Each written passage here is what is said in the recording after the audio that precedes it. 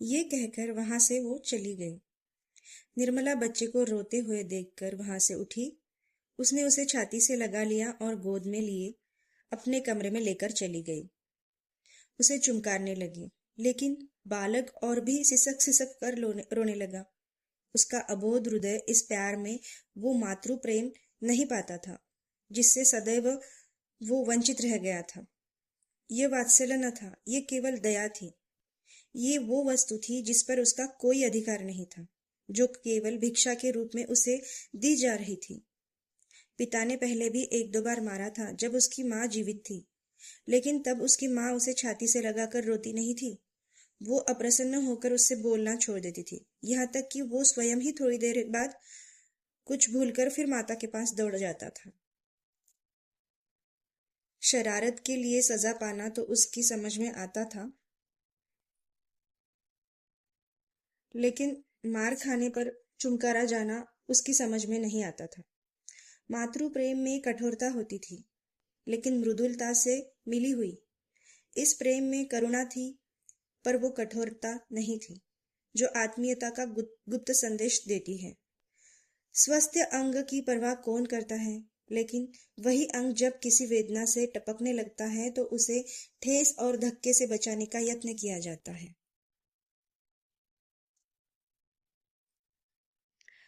बालक का करुण रोदन निर्मला को उसके अनाथ होने की सूचना दे रहा था।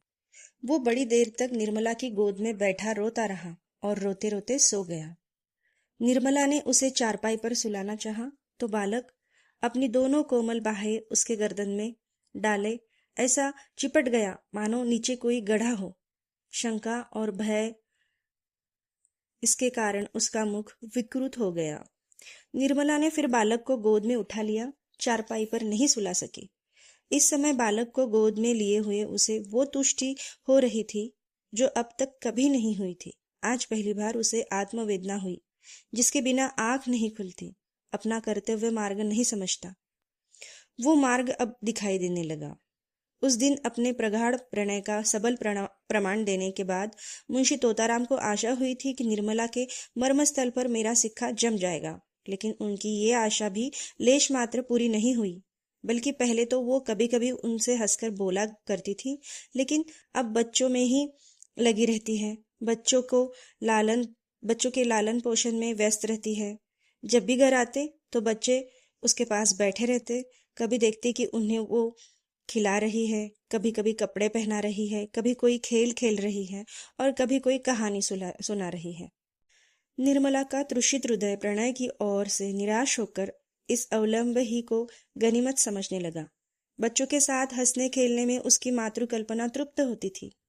पति के साथ हंसने बोलने से उसे संकोच और जो अरुचि थी तथा जो अनिच्छा होती थी, यहाँ तक कि वह उठकर भाग जाना चाहती थी। उसके बदले बालकों के सच्चे सरल स्नेह से उसका चित्त प्रसन्न हो जाता था। पहले मनसाराम उसके पास आते हुए झिझकाता था, लेकिन अब वो भी कभी कभी आ बैठता था। वो निर्मला का हमसिन था, लेकिन मानसिक विकास में 5 साल छोटा। हॉकी और फुटबॉल ही उसका संसार, उसकी कल्पनाओं का मुक्त क्षेत्र था तथा उसकी कामनाओं का हरा भरा बाग था।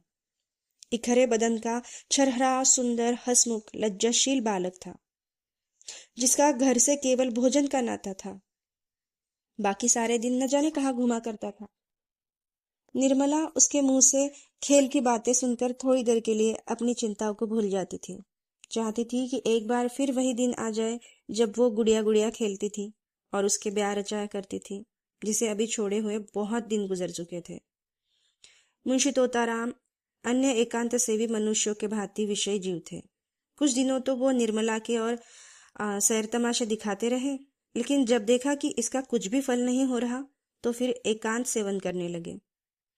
दिन भर के कठिन मानसिक परिश्रम के बाद उनका चित्त आमोद प्रमोद के लिए लालायित हो जाता, लेकिन जब अपनी विनोद वाटिका में प्रवेश करते और देखते उसके फूल मुरझाए, पौधों को सूखा, क्यारियों में धूल उड़ रही हो, तो उनका जी चाहता कि उन्हें इस वाटिका को उजाड़ ही दूं। निर्मला उनसे क्यों विरक्त रहती है, इसका रहस्य उनकी समझ में नहीं आता था। दंपति जीवन में जो भी सारे मंत्र थी उनकी परीक्षा वो कर चुके थे, पर मनोरथ पूरा नहीं हुआ। अब क्या करना चाहिए, ये उनकी समझ में नहीं आता था। एक दिन वो इसी चिंता में बैठे हुए थे कि उनके सहपाठी मित्र नयन सुखराम आकर बैठ गए और सलाम वलाम के बाद मुस्कुराकर बोले, आजकल तो खूब गहरी छंती होगी, नई बीवी का आलिंगन करके बहुत मजा आता होगा। बड़े भाग्यवान हो भाई, रूठी हुई जवानी को मनाने का इससे बड़ा और कोई उपाय नहीं होता कि नया विवाह हो जाए। यहाँ तो जिंदगी बवाल हो रखी है। पत्नी जी इस बुरी तरह चिमटी हुई है कि किसी तरह पिंड ही नहीं छोड़ती। मैं तो दूसरी शादी की फिक्र में हूँ, कहीं डौल हो तो ठीक ठाक करा दो। दस्तूरी में एक दिन तुम्हें उसके हाथ के बने हुए पान खिला देंगे। तोताराम ने गंभीर भाव से कहा, कहीं ऐसी हिमाकत न कर बैठना, नहीं तो पछताओगे। लौंडिया तो लौंडों से ही खुश होती है। हम तुम अब उस काम के लिए नहीं है। सच कहता हूँ, मैं तो शादी करके पछता रहा हूँ। बुरी बला गले पड़ी है। सोचा था 2-4 साल और जिंदगी का मजा उठा लूं, पर उल्टी आते गली पड़ी है। नैन सुख बोले, तुम क्या बातें करते हो? लौंडियों को पंजे में लाना इतना मुश्किल थोड़ी है। जरा सैर तमाशे दिखा दो, उनके रूप रंग की तारीफ कर दो, बस रंग जम जाएगा। तोताराम बोले, ये सब कुछ करके हार गया मैं। नैन सुख बोले, अच्छा, कुछ इत्र, तेल, फूल पत्ते, चाट वाट का भी मजा चखाया? तोताराम बोले, अजी ये सब कर चुका। दंपत्ति शास्त्र के सारे मंत्रों का इम्तिहान ले चुका हूँ, सब कोरी गप्पे है। नैन सुख बोला, अच्छा, तो अब मेरी एक सलाह मानो, जरा अपनी सूरत बनवा लो। आजकल यहाँ एक बिजली के डॉक्टर आए हुए हैं जो बुढ़ापे के सारे निशान मिटा देते हैं। क्या मजाल है कि चेहरे पर एक भी झुर्री या सिर का बाल पका रह जाए। न जाने क्या जादू कर देते हैं कि आदमी का चोला ही बदल जाता है। तो ताराम बोले, क्या फीस लेते हैं? फीस तो सुना है शायद 500 रुपए। तो ताराम बोले, अजी कोई पाखंडी होगा, बेवकूफों को लूट रहा होगा। कोई रोगन लगाकर 2-4 दिन के लिए जरा चेहरा चिकना कर देता होगा। इश्तहारी डॉक्टरों पर तो अपना विश्वास ही नहीं। 10-5 रुपए की बात होती तो कहता, जरा दिल लगी ही सही। 500 रुपए बड़ी रकम है। नैन सुख बोले, तुम्हारे लिए 500 रुपए कौन सी बड़ी बात है? 1 महीने की आमदनी है। मेरे पास तो भाई 500 रुपए होते तो सबसे पहला काम मैं यही करता। जवानी के 1 घंटे की कीमत 500 रुपए से कम कहीं ज्यादा थोड़ी ना है। तोताराम बोले, अजी कोई सस्ता नुस्खा बताओ, कोई फकीरी जड़ी बूटी जो कि बिना हर फिटकरी के रंग चोखा हो जाए। बिजली और रेडियम वाले बड़े आदमियों के लिए रहने दो, उन्हीं को मुबारक हो। नैन सुख बोले, तो फिर रंगीलेपन का स्वांग ही रचो।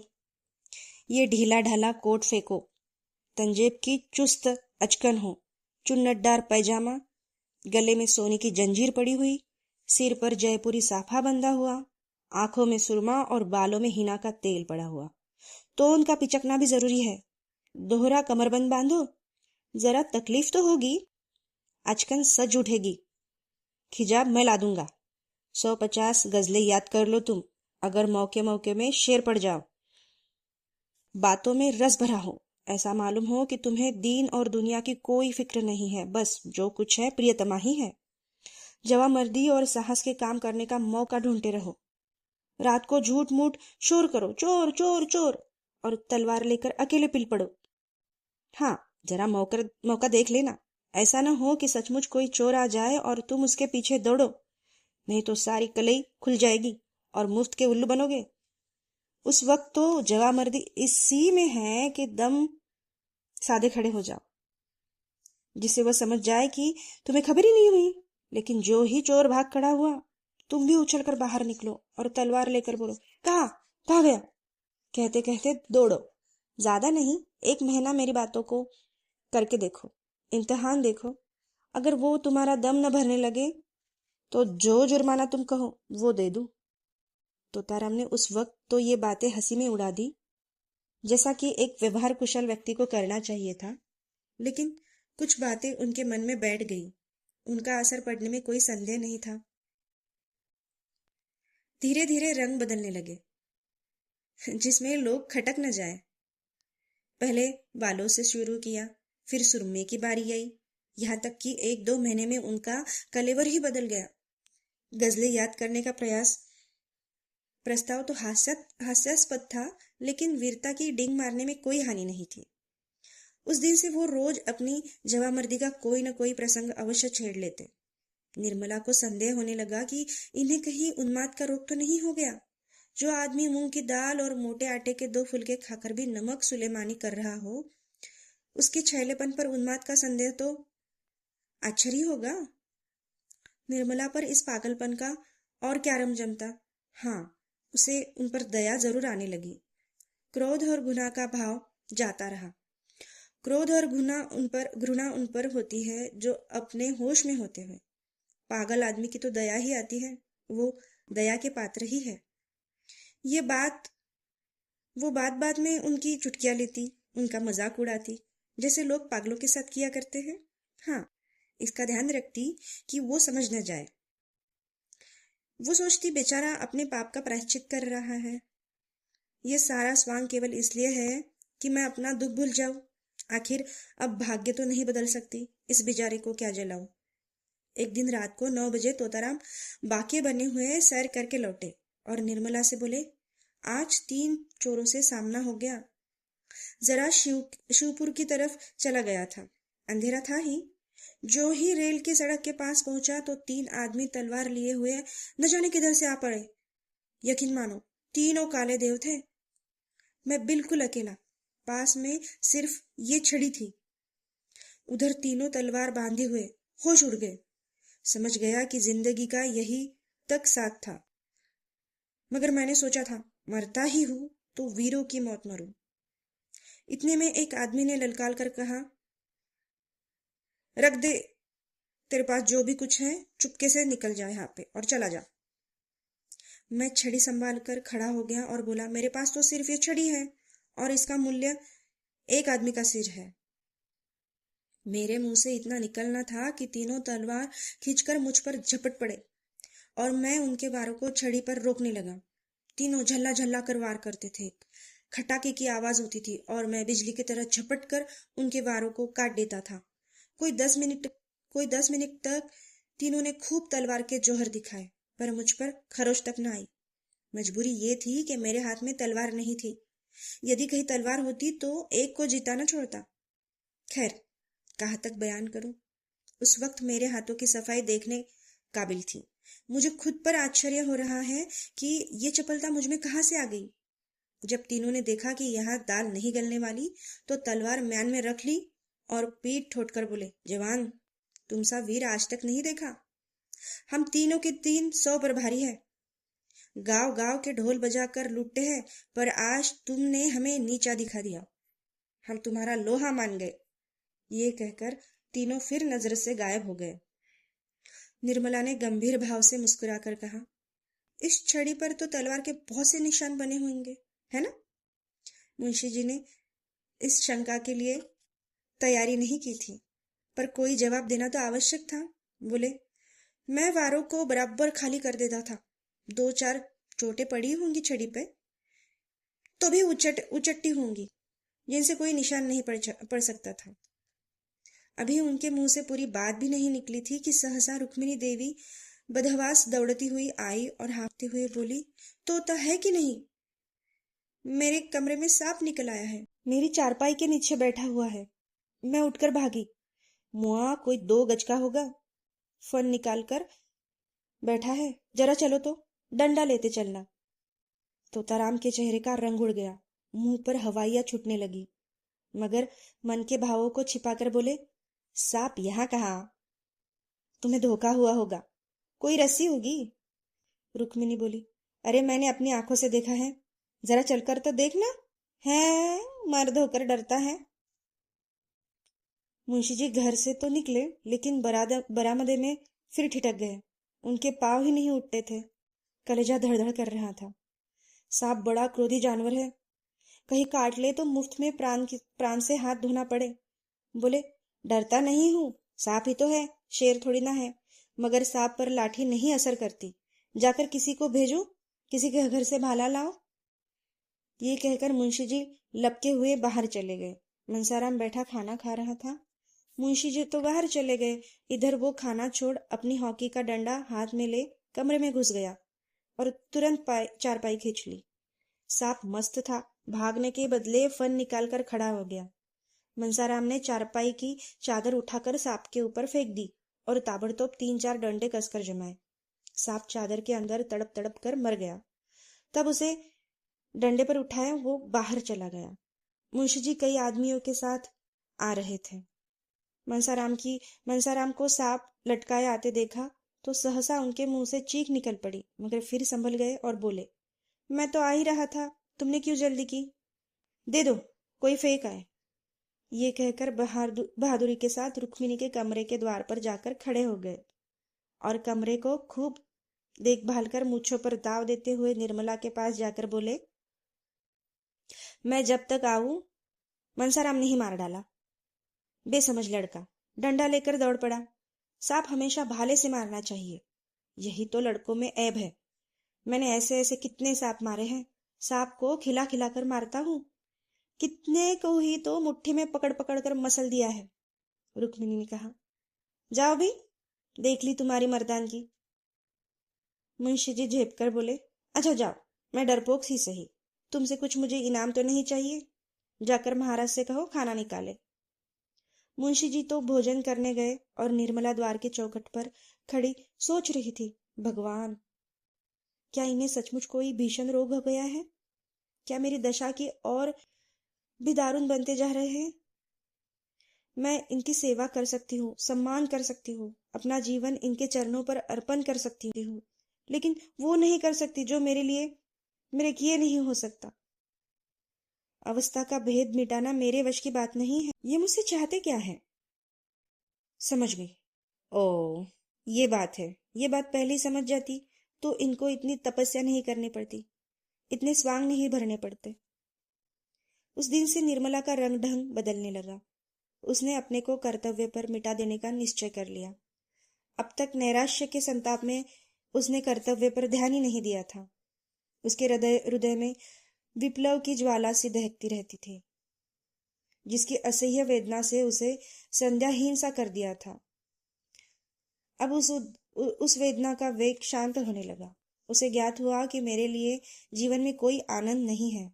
उसका स्वप्न देखकर क्यों इस जीवन को नष्ट करूं? संसार में सबके सब प्राणी सुख सेज पर ही नहीं सोते, मैं भी उन्हीं में से हूं। मुझे भी विधाता ने दुख की गठरी ढोने के लिए चुना है। वो बोझ सिर से उतर नहीं सकता। उसे फेंकना भी चाहूं तो फेंक नहीं सकती। उस कठिन भार से चाहे आंखों में अंधेरा सा छा जाए, चाहे गर्दन टूटने लगे, चाहे पैर उठाना दुरुस्त हो जाए, लेकिन वो गठरी ढोनी ही पड़ेगी। उम्र भर का कैदी कहाँ तक रोएगा? रोए भी तो कौन देखता है? किसे उस पर दया आती है? रोने से काम में हर्ज होने के कारण उसे यातनाएं ही तो सहनी पड़ती है। दूसरे दिन वकील साहब कचहरी से आए तो देखा निर्मला की हास्य मूर्ति अपने कमरे में द्वार पर खड़ी हुई है। वो अनिंद्य छवि देखकर उनकी आंखें तृप्त हो गई। आज बहुत दिनों के बाद उन्हें ये कमल खिला हुआ दिखलाई दिया। कमरे में एक बड़ा सा आईना दीवार में लटका हुआ था। उस पर एक पर्दा पड़ा रहता था। आज उसका पर्दा उठा हुआ था।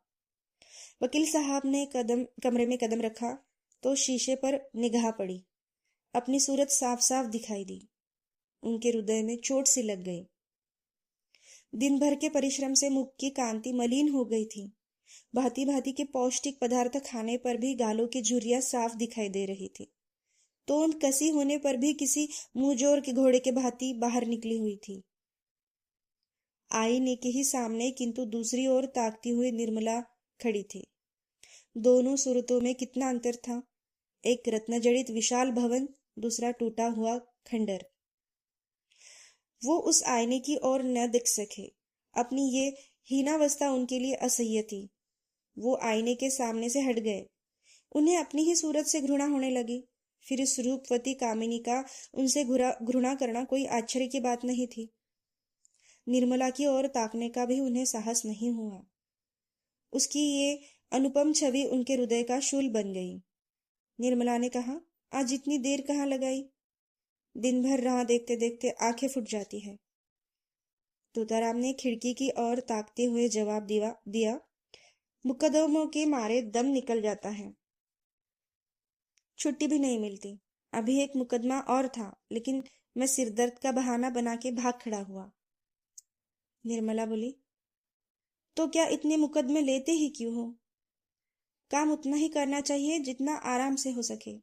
प्राण देकर थोड़ी ही काम किया जाता है। मत लिया करो बहुत मुकदमे, थोड़े ही लिया करो। मुझे रुपयों का लालच नहीं है। तुम आराम से रहोगे तो रुपए बहुत मिलेंगे। तोताराम बोले, भाई आती हुई लक्ष्मी भी तो नहीं ठुकराई जाती। निर्मला बोली, लक्ष्मी अगर रक्त और मांस की भेंट लेकर आती है तो उसका न आना ही अच्छा। मैं धन की भूखी नहीं हूं। इस वक्त मनसाराम भी स्कूल से लौटा। धूप में चलने के कारण मुख पर पसीने की बूंदें आ गई थी। गोरे मुखड़े पर खून की लाली दौड़ रही थी। आंखों से ज्योति सी निकलती हुई मालूम हो रही थी। द्वार पर खड़ा होकर बोला, अम्मा जी, लाइए कुछ खाने के लिए निकालिए, जरा खेलने जाना है।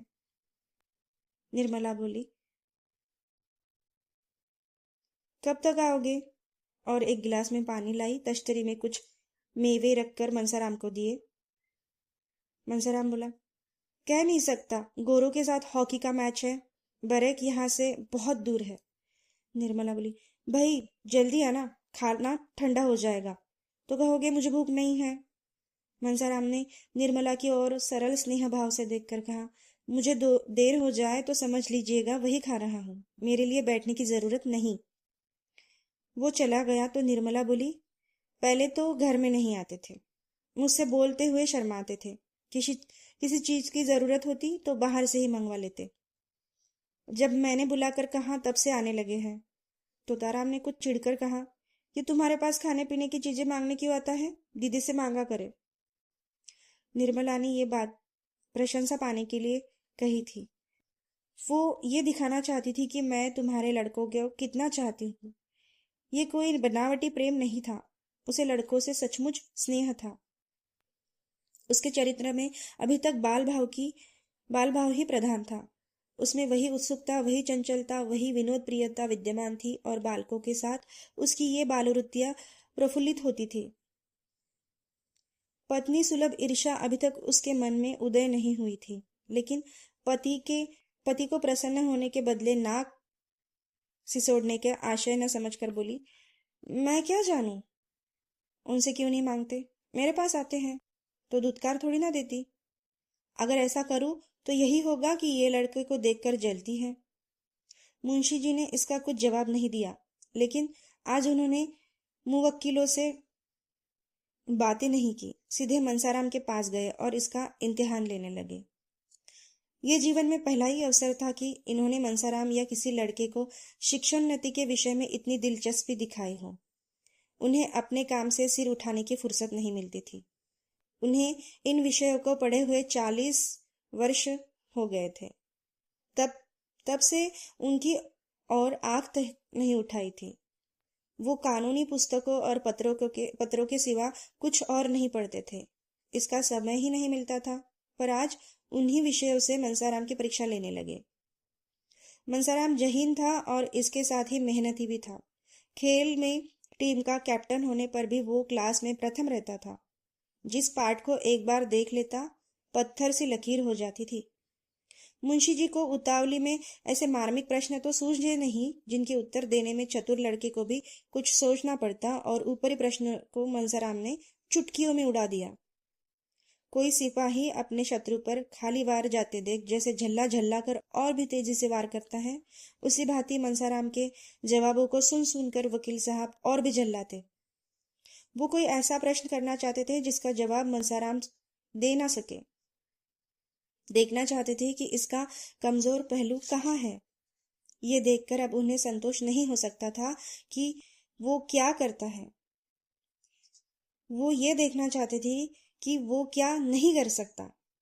कोई अभ्यस्त परीक्षक मनसाराम की कमजोरियों को आसानी से दिखा देता, पर वकील साहब अपनी आधी शताब्दी भूली हुई शिक्षा के आधार पर इतने सफल कैसे होते। अंत में उन्हें अपना गुस्सा उतारने के लिए कोई बहाना नहीं मिला तो बोले, मैं देखता हूँ तुम सारे इधर उधर मटर गश्ती किया करते हो। मैं तुम्हारे चरित्र को तुम्हारी बुद्धि से बढ़कर समझता हूँ, और तुम्हारा यो आवारा घूमना मुझे कभी गवारा नहीं हो सकता। मनसाराम ने निर्भीकता से कहा, मैं शाम को 1 घंटा खेलने के लिए जाने के सिवा दिन भर और कहीं नहीं जाता। आप अम्मा या बुआ जी से पूछ ले। मुझे खुद इस तरह घूमना पसंद नहीं है। हाँ, खेलने के लिए हेडमास्टर साहब आग्रह करके बुलाते हैं तो मजबूरन जाना पड़ता है। अगर आपको मेरा खेलने जाना पसंद नहीं है तो मैं कल से नहीं जाऊंगा। मुंशी जी ने देखा कि सारे बातें दूसरे ही रुख पर जा रही है तो तीव्र स्वर में बोले, मुझे इस बात का इम्तिहान नहीं लेना कि खेलने के सिवा कहीं और घूमने जाता है या नहीं। मैं बराबर शिकायतें सुनता हूँ। मनसाराम ने उत्तेजित होकर कहा, किन महाशय ने आपसे ये शिकायत कर दी? जरा मैं भी तो सुनूं। वकील बोले, कोई भी हो, इनसे तुम्हें कोई मतलब नहीं। तुम्हें इतना विश्वास होना चाहिए कि मैं झूठा आक्षेप नहीं करता। मनसाराम बोला, अगर मेरे सामने कोई आकर कह दे कि मैंने इन्हें घूमते हुए देखा है तो मुंह न दिखाओ। वकील बोले, किसी को ऐसी क्या गरज पड़ी है कि तुम्हारे मुंह पर तुम्हारी शिकायत करे और तुमसे बैर मोल ले? तुम अपने 2-4 साथियों को लेकर उसके घर की खपरेल फोड़ते फिरो। मुझे इस किस्म की शिकायत एक आदमी ने नहीं, कई आदमियों ने की है, और कोई वजह नहीं है कि मैं अपने दोस्तों की बात पर विश्वास नहीं करूं। मैं चाहता हूं कि तुम स्कूल में ही रहा करो। मनसाराम ने मुंह फिराकर कहा, मुझे आपत्ति नहीं है, जब से कहिए चला जाओ। वकील बोले, तुमने मुंह क्यों लटका लिया? क्या वहां जाना अच्छा नहीं रहता? ऐसा मालूम होता है मानो वहां जाने के भय से तुम्हारी नानी मरी जा रही है। आखिर क्या बात है? वहां तुम्हें क्या तकलीफ है?